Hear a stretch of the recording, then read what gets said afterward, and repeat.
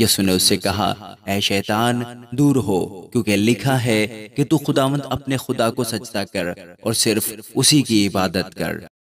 خداوند کے زندہ اور پاک کلام میں سے متی اس کا چوتھا باب۔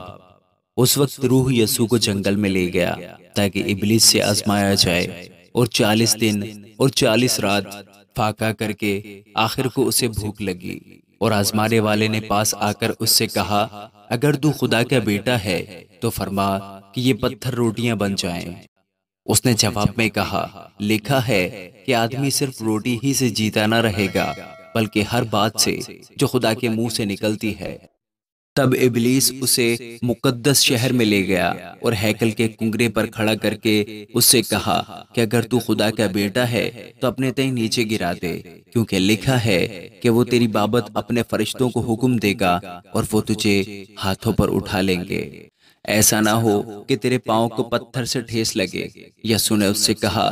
یہ بھی لکھا ہے کہ تو خداوند اپنے خدا کی آزمائش نہ کر۔ پھر ابلیس اسے ایک بہت اونچے پہاڑ پر لے گیا اور دنیا کی سب سلطنتیں اور ان کی شان و شوکت اسے دکھائی، اور اس سے کہا، اگر تو جھک کر مجھے سجدہ کرے تو یہ سب کچھ تجھے دے دوں گا۔ یسوع نے اس سے کہا، اے شیطان دور ہو، کیونکہ لکھا ہے کہ تو خداوند اپنے خدا کو سجدہ کر اور صرف اسی کی عبادت کر۔ تب ابلیس اس کے پاس سے چلا گیا، اور دیکھو فرشتے آ کر اس کی خدمت کرنے لگے۔ جب اس نے دیکھا کہ یوحنا پکڑوا دیا گیا تو گلیل کو روانہ ہوا اور ناصرت کو چھوڑ کر کفرنہوم میں جا بسا،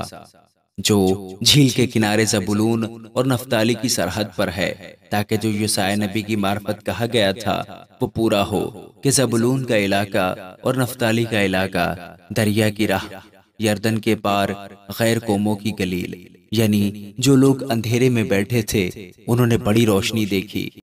اور جو موت کے ملک اور سائے میں بیٹھے تھے ان پر روشنی چمکی۔ اس وقت سے یسوع نے منادی کرنا اور یہ کہنا شروع کیا کہ توبہ کرو، کیونکہ آسمان کی بادشاہی نزدیک آ گئی ہے۔ اور اس نے گلیل کی جھیل کے کنارے پھرتے ہوئے 2 بھائیوں یعنی شمعون کو جو پطرس کہلاتا ہے اور اس کے بھائی اندریاس کو جھیل میں جال ڈالتے دیکھا، کیونکہ وہ ماہی گیر تھے، اور ان سے کہا، میرے پیچھے چلے آؤ تو میں تم کو آدم گیر بناؤں گا۔ وہ فوراً جال چھوڑ کر اس کے پیچھے ہو لیے، اور وہاں سے آگے بڑھ کر اس نے اور 2 بھائیوں یعنی زبدی کے بیٹے یعقوب اور اس کے بھائی یوحنا کو دیکھا کہ اپنے باپ زبدی کے ساتھ کشتی پر اپنے جالوں کی مرمت کر رہے ہیں، اور ان کو بلایا۔ وہ فوراً کشتی اور اپنے باپ کو چھوڑ کر اس کے پیچھے ہو لیے۔ اور یسوع تمام گلیل میں پھرتا رہا اور ان کی عبادت خانوں میں تعلیم دیتا اور بادشاہی کی خوشخبری کی منادی کرتا، اور لوگوں کی ہر طرح کی بیماری اور ہر طرح کی کمزوری کو دور کرتا رہا،